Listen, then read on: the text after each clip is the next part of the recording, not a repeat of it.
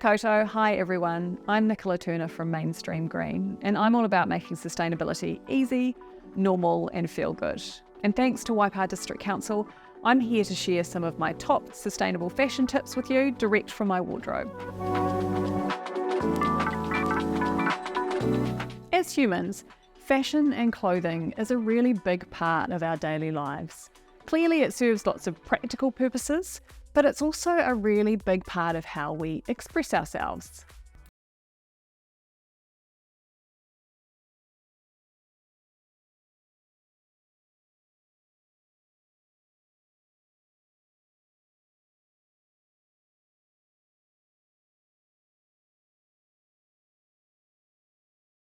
First thing is all of that embedded impact, all of that impact that happens before clothes even land in our hands. It's actually estimated by the Ellen MacArthur Foundation that 45% of global emissions or greenhouse gases that are contributing to climate change come from manufacturing the things that we buy and use every day, and clothing obviously being one of those. What happens to those clothes at the end of their life?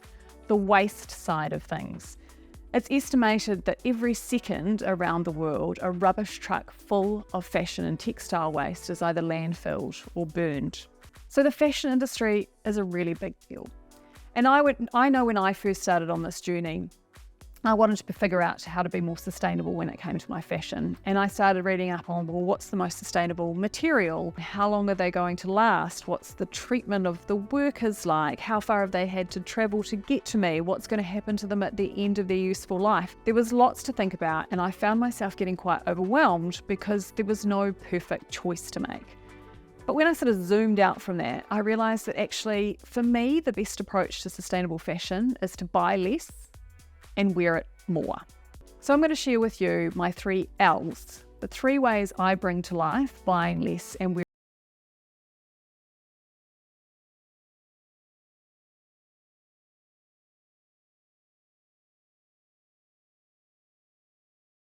only regularly wear 20 to 30% of what's in our wardrobe. The rest of it just kind of becomes noise, really. That 20 to 30% is those favourites that we reach for every time, the things that we feel really good and really comfortable in.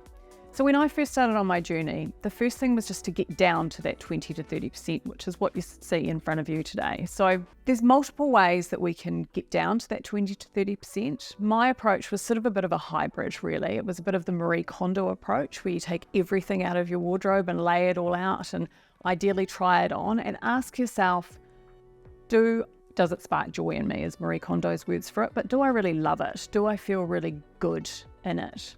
There's another approach where you can, called the hanger approach, where you turn all your coat hangers around one way. Each time you wear something, you flip the hanger around the other way.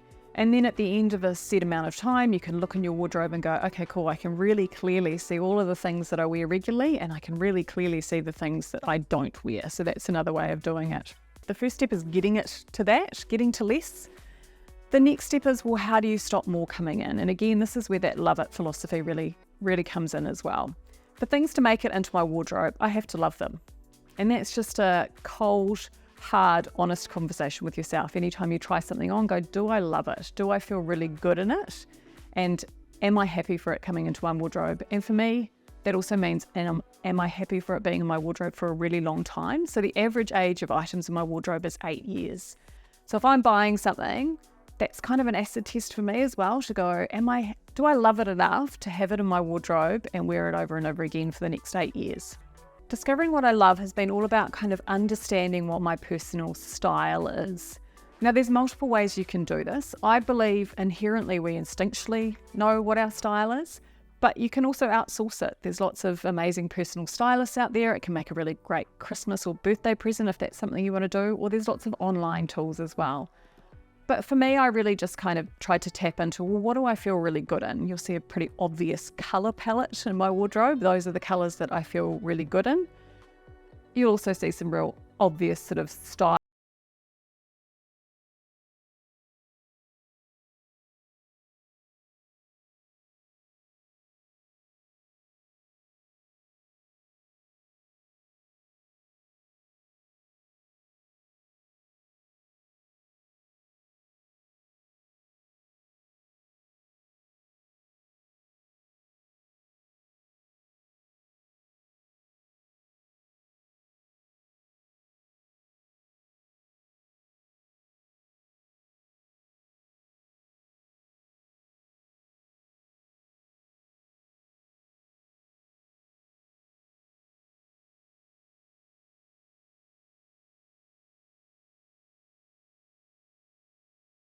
loving it.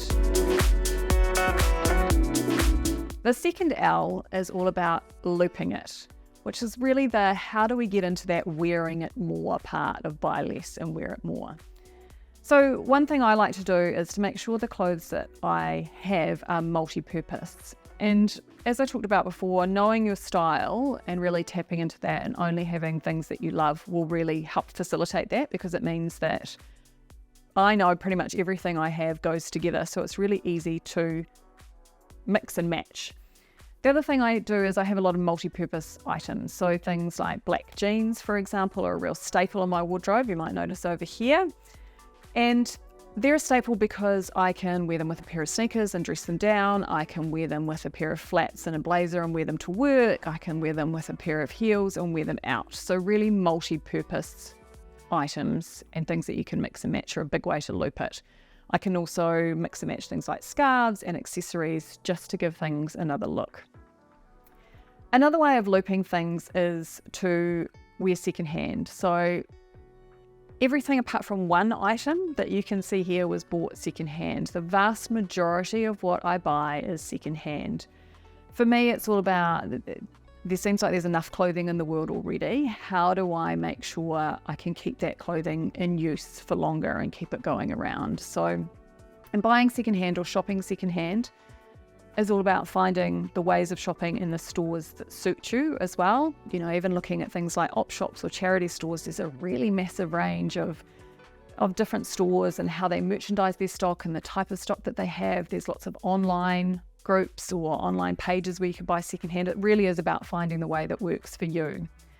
The other thing that I like to do is borrow or share things, especially for for special occasions. So if I have a special event on, I'll often borrow something from a friend.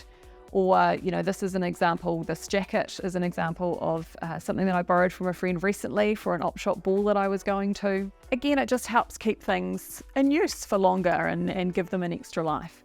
Renting clothes is also becoming more and more popular. Again, really common for special occasions. There's lots of websites and lots of social media groups now where you can rent clothes as well. The other thing that I like to think about when looping it, how do I keep things going longer, is thinking about quality and buying quality that's going to last, because then, like I said, things are in my wardrobe for a really long time. I like to wear them over and over again. How do I make sure I can do that? By buying quality. So this is an example. This jacket is an example that I've owned for nearly 15 years. It's a beautiful brand and it still looks new. Like, the quality of it is so great that I can wear it over and over again and it's going to last a really long time. The other thing to think about when looping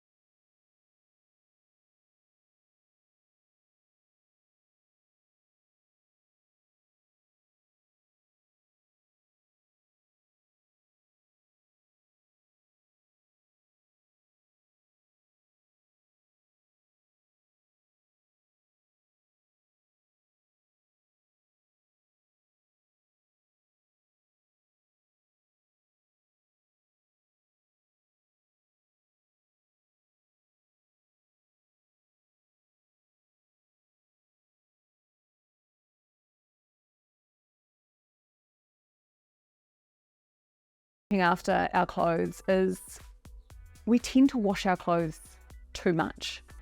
So what I've also learnt to do is to only wash clothes when they need it. Often it can be a really easy default just if we wear something to throw it in the laundry basket, but that can shorten the lives of our clothes. Also, if they're synthetic, it can, every time we wash or cause friction on synthetic fibres, they can shed what's called microfibres, tiny bits of plastic that can make their way back into our environment. So actually washing our clothes less can be a really great way to reduce that. So what I'll do is, instead of defaulting to put things in the washing basket, if they don't need a wash, I might pop them out in the sun for an airing, for example.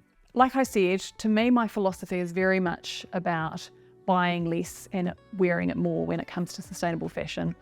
There's lots of different ways we can do that, and it's all about finding the personal approach that works for you. For me, that's all about loving it. How do I only have items in my wardrobe that I really love? How do I loop things? How do I wear things over and over again and keep them going for as long as possible? And how do I look after things? Like I said, sustainable fashion is a really personal thing, but I hope there's a few ideas in there that can help inspire you on your own journey.